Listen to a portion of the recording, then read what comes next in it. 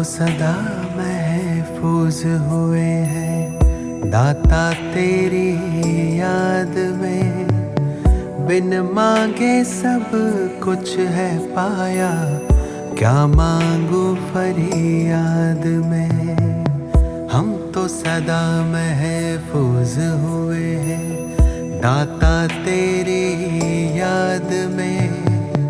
बिन मांगे सब कुछ है पाया, क्या मांगू फरियाद में।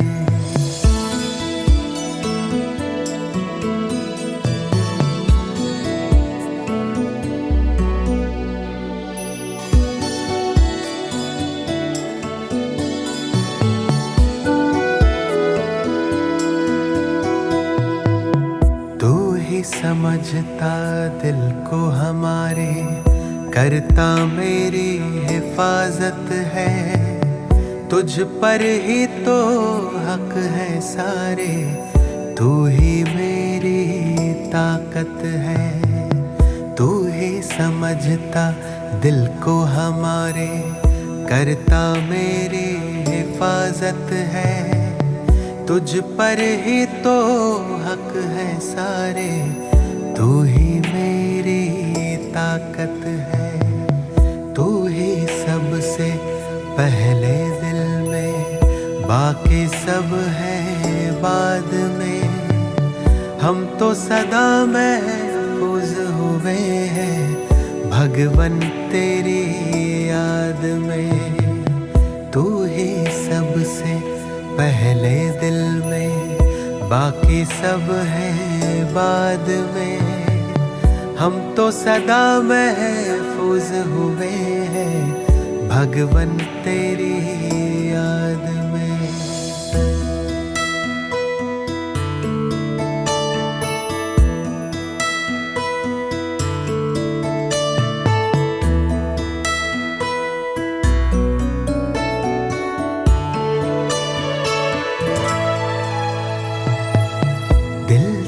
गाता तू वो गजल है, तू ही भरता मुझ में बल है। तुझसे मुकम्मल मेरी सांसें, तू ही जीवन सबका तराशे।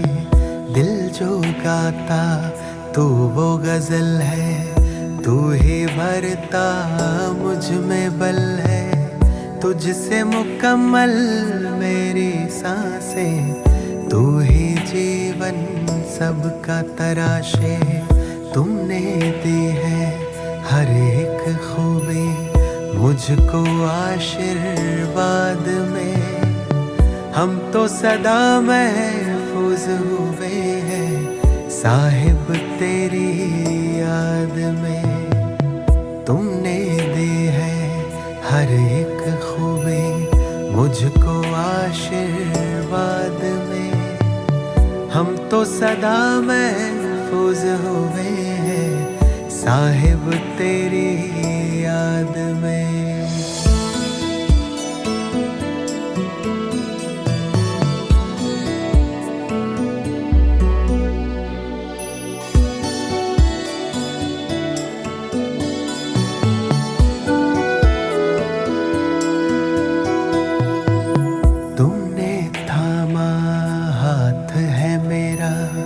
इस बदलते दौर में तू ही मेरे मन का सुकून है, दुनिया के इस शोर में। तुमने थामा हाथ है मेरा इस बदलते दौर में। तू ही मेरे मन का सुकून है, दुनिया के इस शोर में। पाए हैं तुमसे सभी खजाने मैंने जायदाद में। हम तो सदा महफूज हुए हैं ईश्वर तेरी याद में। पाए हैं तुमसे सभी खजाने मैंने जायदाद में। हम तो सदा महफूज हुए हैं ईश्वर तेरी याद में, मौला तेरी याद में, या रब तेरी याद में, दाता तेरी याद में। ओम शांति। आज है 5 जून, विश्व पर्यावरण दिवस। संपूर्ण मानव मात्र को पर्यावरण संरक्षण के लिए प्रोत्साहित करना, जागरूक करना, यही हम सभी का एक मुख्य कर्तव्य है। और संपूर्ण सृष्टि का जो रचयिता है, विश्व कल्याणकारी शिव बाबा भी हमें प्रकृति सहित समस्त जीवात्माओं को कैसे अंदर और बाहर दोनों से पावन बनाना है, उसकी विधि बताते हैं। और जब भी सत्य के मार्ग पर या पवित्रता के मार्ग पर कोई भी कार्य किया जाता है तो कुछ ऐसी आत्माएं भी होती हैं जो उसमें विघ्न डालती हैं। कुछ विघ्न अंदर से आते हैं संस्कार और स्वभाव के रूप में, और कुछ विघ्न बाहर से आते हैं, परंतु है सब विकारों का ही भिन्न भिन्न स्वरूप। और इन विकारों से मुक्ति पाने का केवल एक ही तरीका है कि बाबा को दिल से, सच्चे दिल से याद करो। आज की मुरली भी कैसे हमें अपनी आंतरिक सच्चाई से, पवित्रता से हर विघ्न का सामना करना है, कैसे तूफान में भी अपने आप को अचल अडोल रखना है, उसे तोहफा समझकर आगे बढ़ना है, सिखा रही है। सुनते हैं प्यारे बाबा के मधुर महावाक्य। आज है 5 जून 2026। बाबा के महावाक्य हैं, मीठे बच्चे, बाप के साथ साथ तभी चल सकेंगे जब इस पुरानी दुनिया से बेहद का वैराग्य होगा। एक है वैराग्य की भावना और एक है बेहद के वैराग्य की भावना। हद के वैराग्य में तो हम स्थूल रूप में चीज़ों को, व्यक्तियों को, स्थान को, जिम्मेवारियों को छोड़ देते हैं, परंतु जब बेहद के वैराग्य की बात होती है तो सब कुछ करते हुए, जिम्मेवारी निभाते हुए हम बुद्धि योग एक बाबा से जोड़ते हैं और बुद्धि से बाकी सब चीज़ों का त्याग कर देते हैं। प्रश्न है, भगवान समर्थ होते हुए भी उसके रचे हुए यज्ञ में विघ्न क्यों पड़ते हैं? क्या कारण है? उत्तर है, क्योंकि रावण भगवान से भी तीखा है। ज़रूर जब उसका राज्य छीना जाएगा तो वह विघ्न डालेगा ही। शुरू से लेकर ड्रामानुसार इस यज्ञ में विघ्न पड़ते ही आए हैं। शुरू से लेकर जब से स्थापना का कार्य प्रारंभ हुआ 1936 से, इस रुद्र ज्ञान यज्ञ में अनेक प्रकार के विघ्न पड़े हैं, जिनकी स्टोरीज़ हम दादियों के मुखारविंद से सुनते आते हैं। तो बाबा ने भी कहा कि शुरू से लेकर ड्रामा अनुसार, ये भी याद रखना है, ड्रामा अनुसार ही हो रहा है सब कुछ। इस यज्ञ में विघ्न पड़ते ही आए हैं, पड़ने ही हैं। हम पतित दुनिया से पावन दुनिया में ट्रांसफ़र हो रहे हैं तो ज़रूर पतित मनुष्य विघ्न डालेंगे। ये तो नेचुरल है ना। जिसका राज्य छीना जा रहा है वो आगे से वार तो करेगा ना। आज का गीत है, ओ दूर के मुसाफिर हमको भी साथ ले ले, हम रह गए अकेले।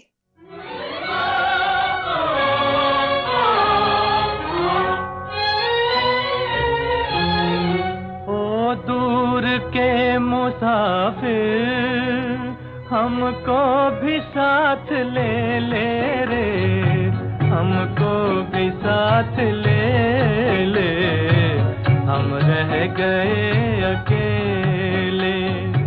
ओ दूर के मुसाफिर हमको भी साथ ले ले रे, हमको भी साथ ले ले, हम रह गए अकेले।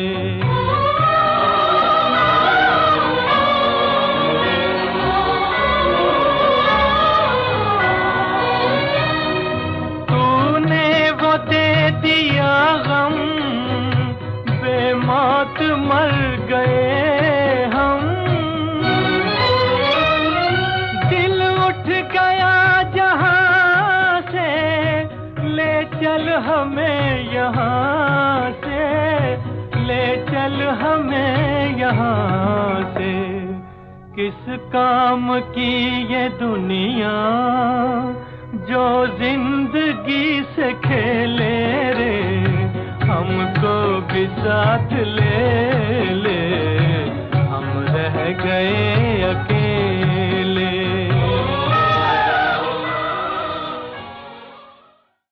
ओम शांति। मीठे मीठे रूहानी बच्चों ने गीत की लाइन सुनी। जैसे वेद शास्त्र आदि भक्ति मार्ग का रास्ता बताते हैं, वैसे गीत भी थोड़ा रास्ता बताते हैं। वह तो कुछ समझते नहीं। शास्त्रों की कथाएं आदि सुनना वह जैसे है कन रस। अब बच्चे जानते हैं दूर देश का मुसाफिर किसको कहा जाता है ना। सबसे दूर कौन सा देश है? हमारा देश, परम धाम। आत्मा जानती है हम भी दूर के मुसाफिर हैं। हमारा घर शांति धाम है। मनुष्य इन बातों को नहीं समझे तो गोया कुछ नहीं समझे। बाप को न जानने से सृष्टि चक्र को कोई नहीं जानते हैं। सबसे पहले बाबा को जानना, फिर चक्र को जानना। यह आत्मा समझती है कि शिव बाबा कहते हैं मैं टेम्परेरी जीव आत्मा बनता हूँ। हमारी तरह नहीं है, टेम्परेरी बनते हैं। तुम स्थायी जीव आत्मा हो। मैं सिर्फ संगम पर ही टेम्परेरी जीवात्मा हूँ। सो भी तुम्हारे मुआफिक नहीं बनता। मैं इस जीव में प्रवेश करता हूँ अपना परिचय देने। नहीं तो तुमको परिचय कैसे मिले? बाप ने समझाया है रूहानी बाप एक ही है, जिसको शिव बाबा अथवा भगवान कहते हैं।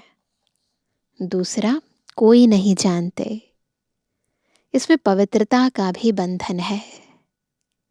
बड़े ते बड़ा बंधन है अपने को आत्मा समझना। जिस दूर के मुसाफिर पतित पावन को भक्ति मार्ग में याद करते हैं, वह रूहानी बाप समझाते हैं कि मैं सबको ले चलूँगा, किसको भी छोड़ नहीं जाऊँगा। वापस तो सबको जाना है। इसलिए शिव बाबा को क्या कहते हैं? कालों का काल महाकाल। जब वो आते हैं तो सबको ले जाते हैं। प्रलय भी नहीं होनी है। ऐसा भी नहीं कि इस पृथ्वी पर कोई भी ना रहे, ऐसा भी कभी समय नहीं आएगा। तो प्रलय भी नहीं होनी है। भारत खंड तो रहता ही है। भारत खंड का कभी विनाश नहीं होता है। सतयुग आदि में सिर्फ भारत खंड ही रहता है। कल्प के संगम पर जब बाप आते हैं तो आदि सनातन देवी देवता धर्म स्थापन करना होता है। बाकी सब धर्म विनाश होने हैं। तुम भी आदि सनातन देवी देवता धर्म स्थापन करने में मदद कर रहे हो। तो गीत सुना? कहते हैं बाबा हमको भी साथ ले चलो।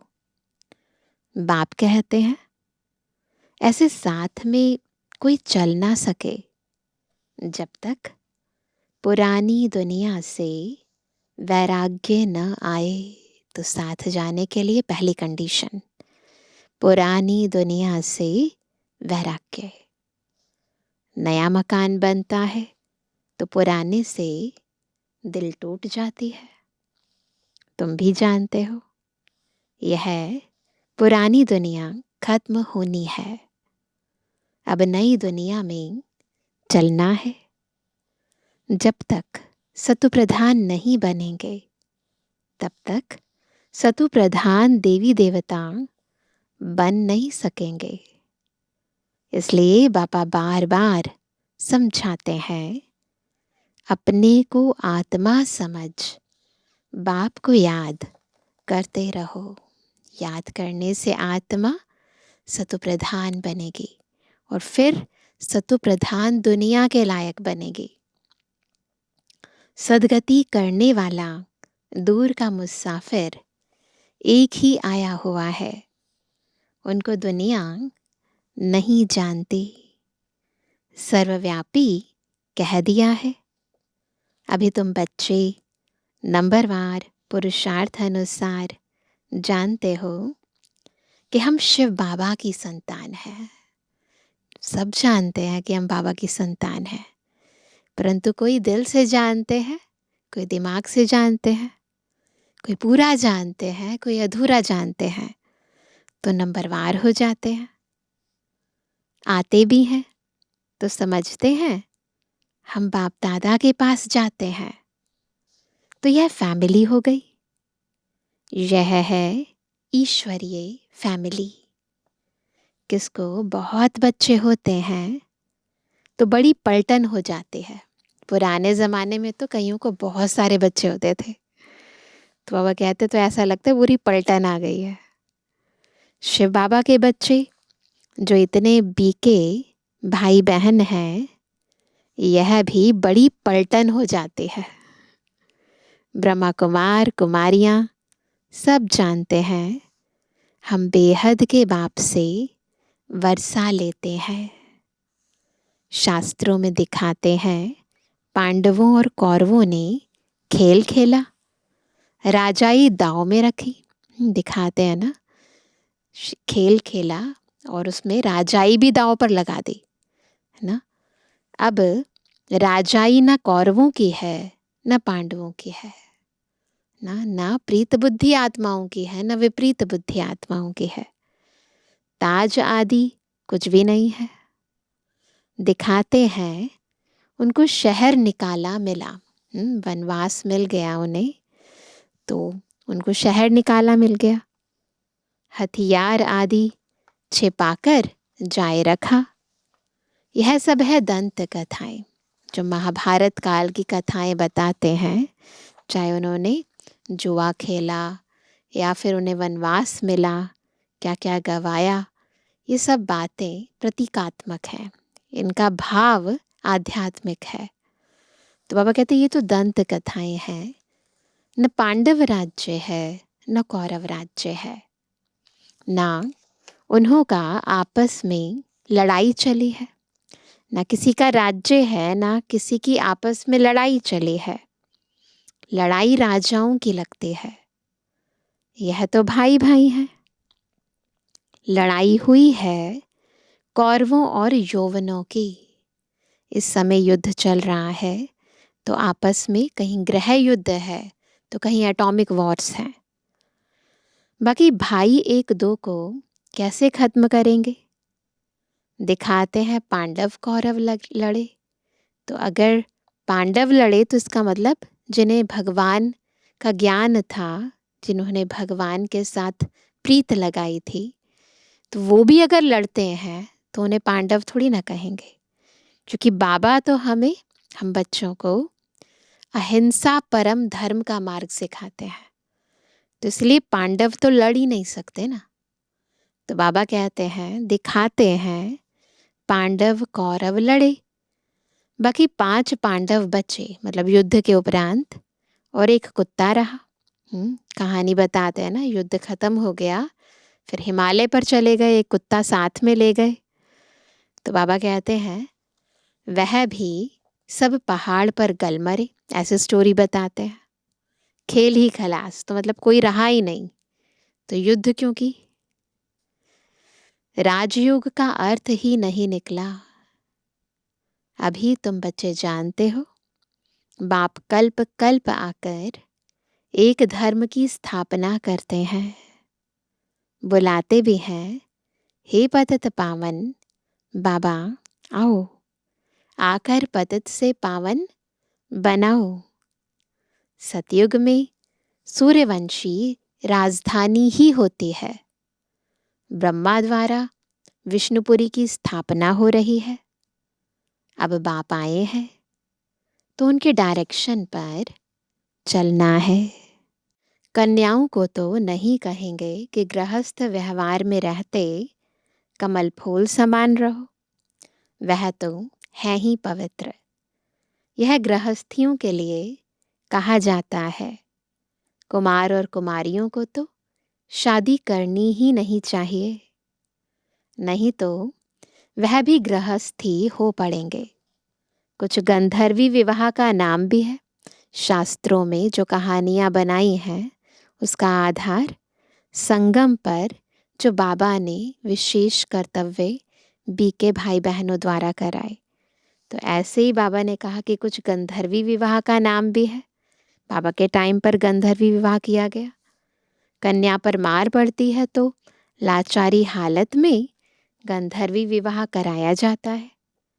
वास्तव में मार भी सहन करनी चाहिए, परंतु अधर कुमारी नहीं बनना चाहिए, है ना। अगर निश्चय हो गया कि यही मेरा बाबा है तो चाहे कुछ भी हो जाए, है ना, चाहे कोई कुछ भी कहे या मार पड़े, पक्का रहना चाहिए ना। पवित्रता, ये धारणा बीके भाई बहनों की बहुत पक्की होनी चाहिए।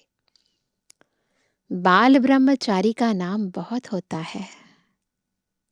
शादी की तो हाफ पार्टनर हो गए। तो बाबा बता रहे हैं अंतर आ जाता है ना प्रारब्ध में। कुमारों को कहा जाता है तुम तो पवित्र रहो। गृहस्थ व्यवहार वालों को कहा जाता है गृहस्थ व्यवहार में रहते कमल फूल के समान बनो ना। तो जैसी जिस आत्मा की कंडीशन है वैसे उसे श्रीमत दी जाती है, उन्हों को ही मेहनत होती है। घर गृहस्थ में रहते पवित्र बनना, इसमें बहुत मेहनत है। शादी न करने से बंधन नहीं रहेगा। कन्या को तो पढ़ना है और ज्ञान में बहुत मजबूत रहना है। छोटी कुमारियां जो सगीर हैं उनको तो हम ले नहीं सकते, जो अभी बालिग नहीं हैं उनको नहीं ले सकते ना। वह अपने घर में रहकर पढ़ सकती हैं। माता पिता ज्ञान में आए तो सगीर को ले सकते हैं, परमिशन लेनी पड़ती है ना। तो पेरेंट्स अगर ज्ञान में चलते हैं तो उनकी परमिशन से सेवा में ले सकते हैं। यह तो स्कूल का स्कूल है, घर का घर है, और सत्संग का सत्संग। सत माना एक बाप, जिसके लिए ही कहते हैं ओ दूर के मुसाफिर। आत्मा गोरी बनती है, बाप कहते हैं मैं मुसाफिर सदा गोरा रहता हूँ। गोरा यानी पवित्र, प्योरिटी में रहने वाला हूँ। मैं आकर सभी आत्माओं को पवित्र गोरा बनाता हूँ। और तो कोई ऐसे मुसाफिर है नहीं, है ना। और कोई हमारे जैसा मुसाफिर नहीं है जो गोरे थे काले बन गए। तो जो गोरे थे और अब काले बन गए उनको ही परम पवित्र शिव बाबा आकर फिर से गोरा बनाते हैं। बाप समझाते हैं मैं आया हूँ रावण राज्य में, यह शरीर भी पराया है। तुम्हारी आत्मा कहेगी यह हमारा शरीर है। बाबा कहेंगे यह हमारा शरीर नहीं है। ये शरीर हम आत्मा कहेंगे ना, ये मेरा शरीर है। लेकिन शिव बाबा जो ब्रह्मा तन का आधार ले रहे हैं, वो ऐसे नहीं कह सकते कि ये मेरा शरीर है। बाबा ने शरीर लोन पर लिया है, यह इनका शरीर है। यह पतित शरीर हमारा नहीं है। आते ही हैं इनके, किसके? ब्रह्मा बाबा के बहुत जन्मों के अंत के जन्म में। जो नंबर 1 पावन था, वही नंबर लास्ट, वही नंबर लास्ट अर्थात अंत में विकारी बनते हैं। पहला नंबर 16 कला संपूर्ण था, अब कोई कला नहीं रही है। पतित तो सब हैं ही। तो बाप दूर देश का मुसाफिर हुआ ना। तुम आत्माएं भी मुसाफिर हो, यहाँ आकर पाठ बजाती हो। इस सृष्टि चक्र को कोई नहीं जानते। यहाँ आते हैं, पाठ बजाते हैं, है ना। फिर 1 पाठ, 2 पाठ, 3 पाठ, 84 जन्मों में भिन्न भिन्न पाठ बजाते हैं और फिर वापस जाते हैं। तो ये सारा चक्र और कोई नहीं जानते हैं। भल कोई कितना भी शास्त्र आदि पढ़ा हो, परंतु यह ज्ञान कोई नहीं दे सकते। बाप समझाते हैं, मैं इस तन में प्रवेश कर इन आत्माओं को ज्ञान देता हूँ। वह तो मनुष्य को शास्त्रों का ज्ञान देते हैं, वह हो गए भगत। बाकी जो दुनिया के सत्संग होते हैं, वहाँ तो मनुष्य आत्माएं ही कथाएं सुनाती हैं, सत्संग कराती हैं, तो वो तो हो गए भगत। सदगति दाता तो एक ही है, वही ज्ञान का सागर है। उनको न जानने कारण देह अभिमान आ जाता है। वह कोई यह तो समझाते नहीं है कि अपने को आत्मा निश्चय करो। आत्मा पढ़ती है, यह कोई समझाते नहीं है, क्योंकि देह अभिमान है। अभी दूर का मुसाफिर तो शिव बाबा को ही कहेंगे। तुम जानते हो, हम 84 जन्म का चक्र लगा चुके हैं। बाप कहते हैं 5000 वर्ष पहले भी समझाया था कि बच्चे, तुम अपने जन्मों को नहीं जानते हो। मैं जानता हूँ। गीता में आटे में लून मिसल कुछ है। वही गीता का एपिसोड, वही महाभारत की लड़ाई, वही मन मना भव मध्याजी भव का ज्ञान है। मामेकम याद करो। लड़ाई भी बरोबर लगी है। जो शास्त्रों में गायन है, वो शास्त्र उनके पीछे जो वास्तव में घटनाएं घटी हैं, जो संगम युग पर बाबा ने अपना पाठ बजाया है, अब वो समय चल रहा है। तो बाबा कहते ये सब कुछ हुआ है, लेकिन उन्होंने कथाओं के रूप में बना दिया है। पांडवों की विजय हुई, विजयमाला विष्णु की गाई जाती है। शास्त्रों में तो दिखाया है पांडव गल मरे, फिर माला कहाँ से बनी? अगर अस्तित्व ही खत्म हो गया तो फिर बाबा के गले का हार कैसे बने, राजाई में कैसे आए? अब तुम समझते हो कि हम विष्णु की माला बनने यहाँ आए हैं, यानी विष्णु की वंशावली में आने के लिए यहाँ आए हैं, है ना। ऊपर में है पतित पावन बाप, उनका यादगार चाहिए ना। भक्ति मार्ग में यादगार गाया जाता है। कोई 8 की माला, कोई 108 की माला, कोई 16,108 की बनाई है। गाते हैं चढ़ती कला तेरे भाने सर्व का भला। ना गुरु ग्रंथ साहिब में कहते हैं ना, चढ़ती कला तेरे भाने सबका भला। तो हमारी जब चढ़ती कला होती है तो फिर सबका भला हो जाता है, हम सदगति में जाते हैं, बाकी सब गति में अर्थात मुक्ति धाम में जाते हैं। अभी तुम जानते हो हमारी चढ़ती कला है, हम चले जाएंगे अपने सुख धाम। फिर हम वहां से नीचे कैसे उतरते हैं, 84 जन्म कैसे लेते हैं, यह सारा ज्ञान तुम्हारी बुद्धि में है। यह ज्ञान भूलना नहीं चाहिए। हमारे सब दुख दूर करने, श्राप मिटाए, सुख का वर्षा देने बाप आया है। रावण के श्राप से सबको दुख होता है, तो अब बाप को और वर्षे को याद करना है। तुम जानते हो हम सूर्यवंशियों ने भारत में राज्य किया, भारत में ही शिव बाबा आते हैं, भारत ही स्वर्ग था। यह घड़ी घड़ी बुद्धि में याद करना पड़े।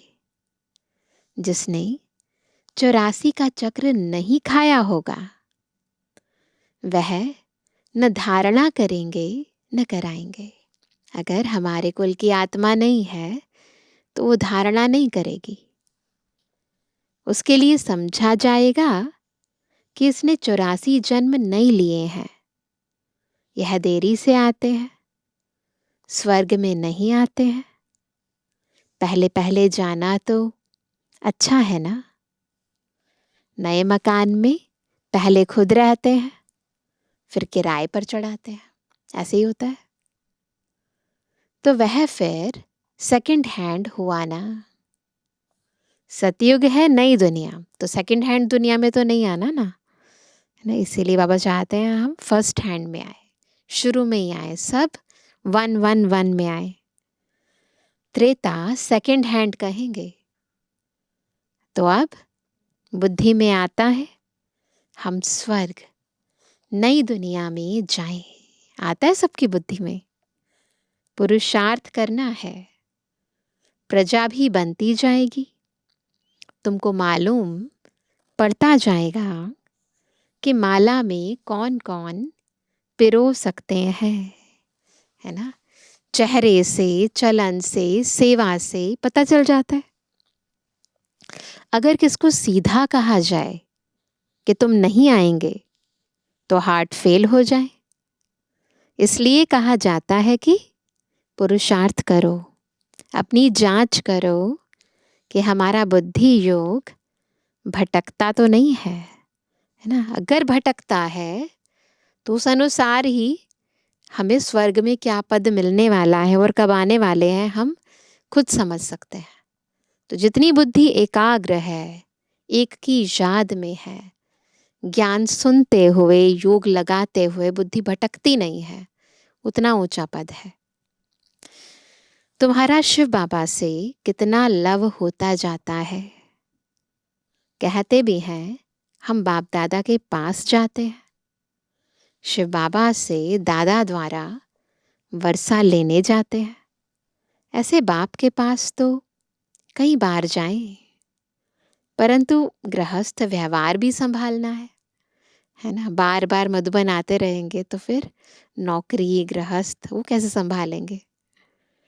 भल बहुत धनवान है, परंतु इतनी फुर्सत नहीं, पूरा निश्चय नहीं। अगर मधुबन आने का टाइम नहीं है तो समझा जाता है निश्चय ही नहीं हुआ। नहीं तो मास 2 मास बाद आकर रिफ्रेश हो सकते हैं। उनको घड़ी घड़ी कशिश होगी। सुई पर जंग चढ़ी हुई होती है तो चुंबक इतना खींचता नहीं है।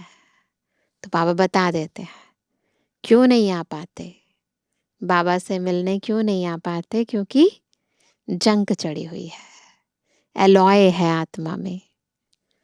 जिनका पूरा योग होगा उनको झट कशिश होगी, भाग आएंगे।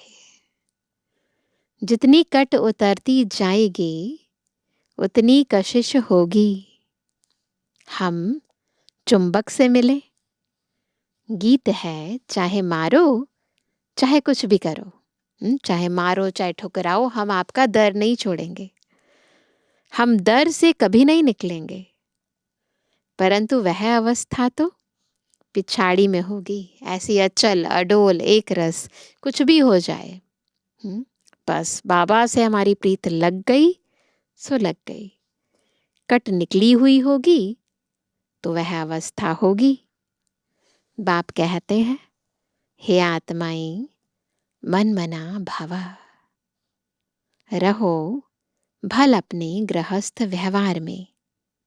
ऐसे नहीं कि यहाँ भाग कर आए बैठ जाना है।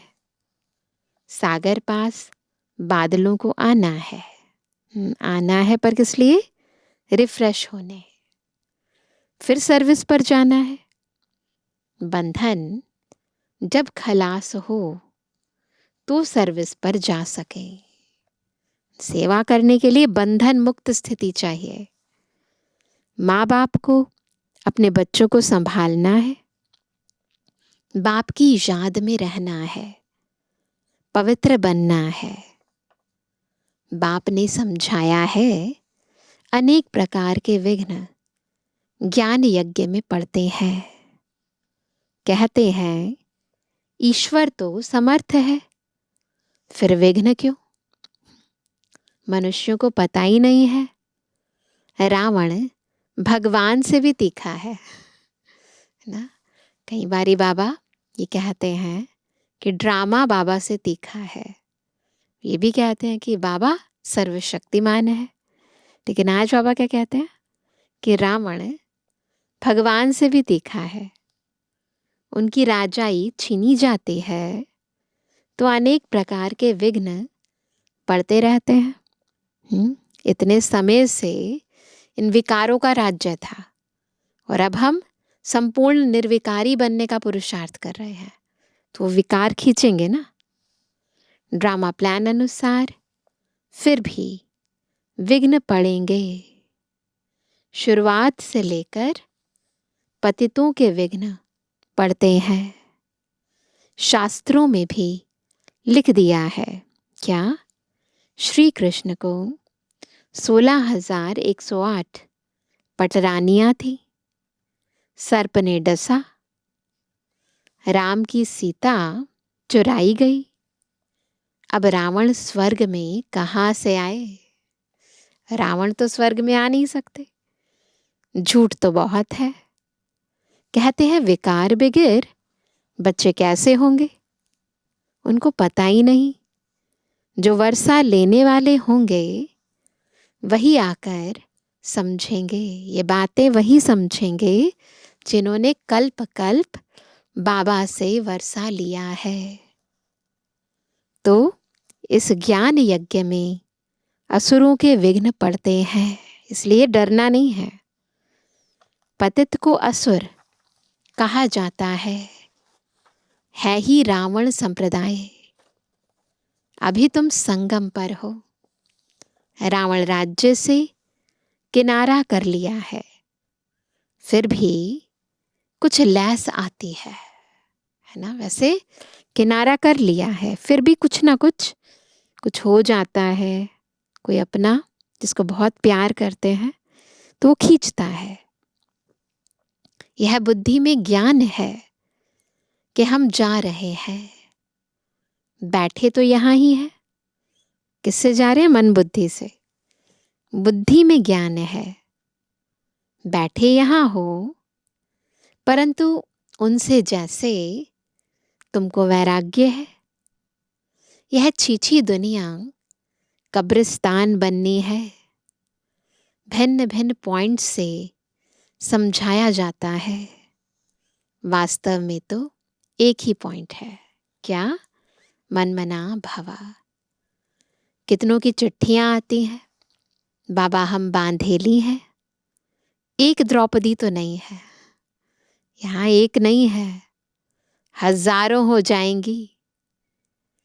तो बाबा कहते हैं अभी तुम पतित दुनिया से पावन दुनिया में ट्रांसफर हो रहे हो। जो कल्प पहले फूल बने होंगे वही निकलेंगे। गार्डन ऑफ अल्लाह की यहाँ स्थापना होगी। कहाँ? यहाँ, इस दुनिया में। कोई कोई तो ऐसे अच्छे अच्छे फूल होते हैं जो देखने से ही आराम आ जाता है।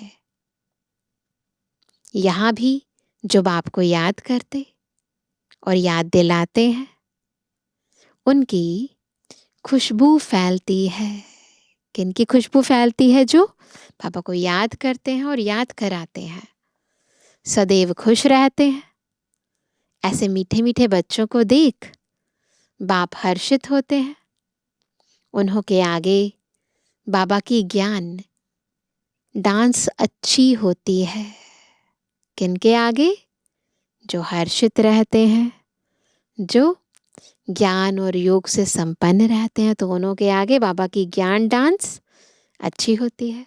एक्सप्लेन ज़्यादा अच्छी तरह करते हैं, क्योंकि उन आत्माओं की भी जो जिज्ञासा है उसके कारण बल आ जाता है।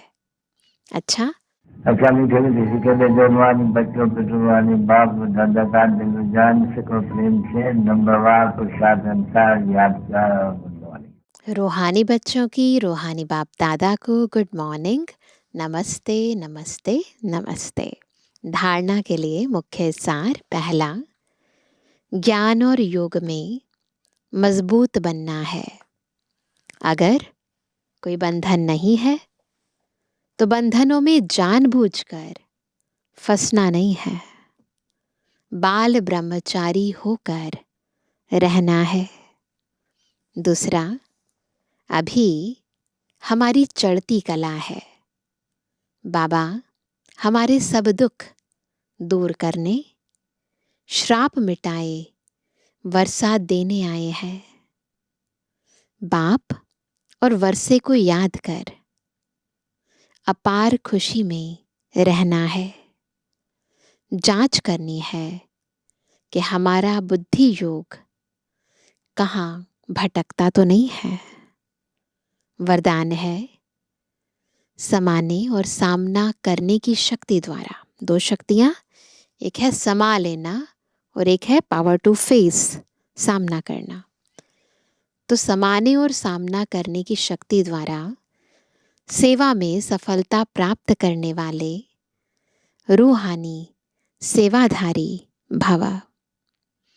रूहानी सेवाधारियों को सेवा के सिवाय कुछ भी सूझता नहीं। वे मनसा वाचा कर्मणा सर्विस से एक सेकंड भी रेस्ट नहीं लेते।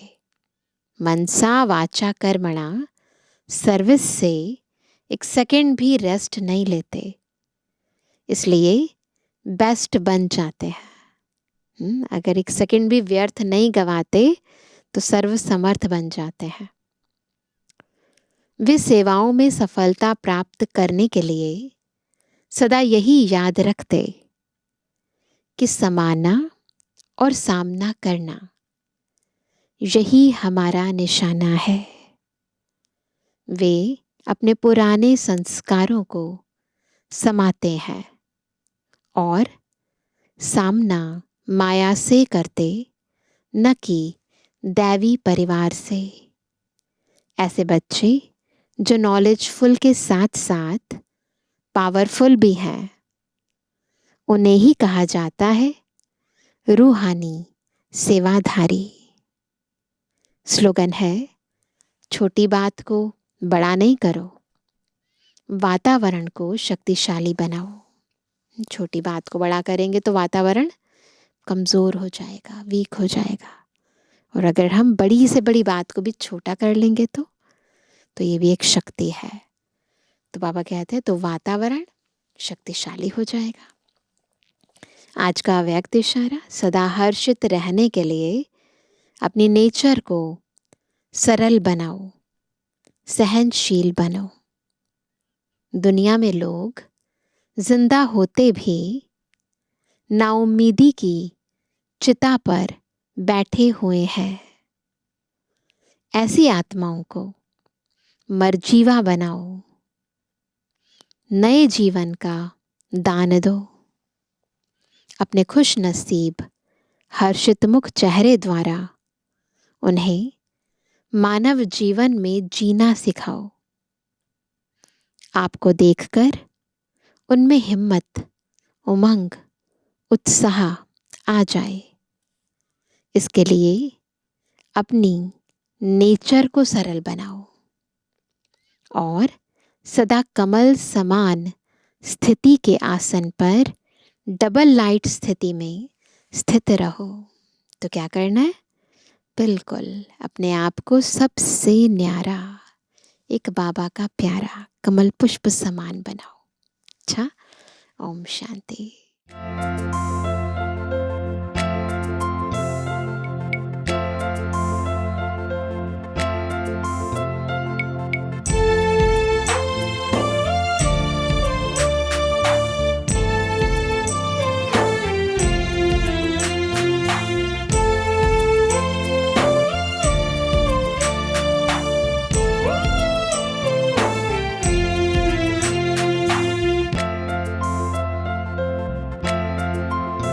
एक पल भी तुमसे दूर रहना,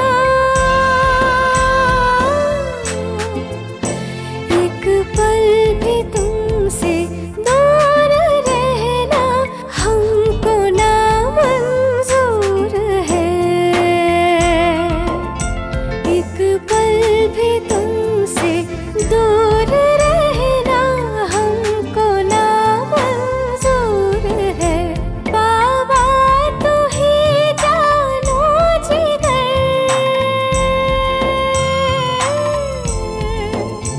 बाबा तू ही जानो जिगर, तू ही नयन का नूर है। एक पल भी तुमसे दूर रहना हमको नामंजूर है।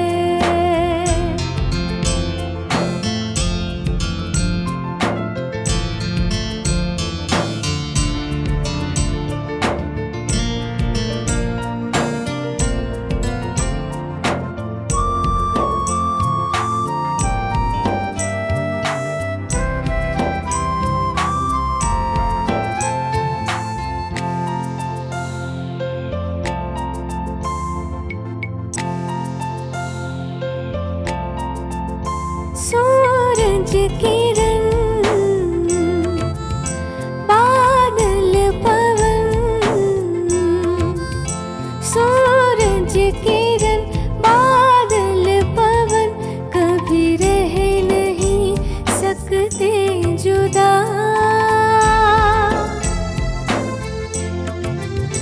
ऐसा ही दिल का हाल है मेरे दिलरुबा मेरे खुदा।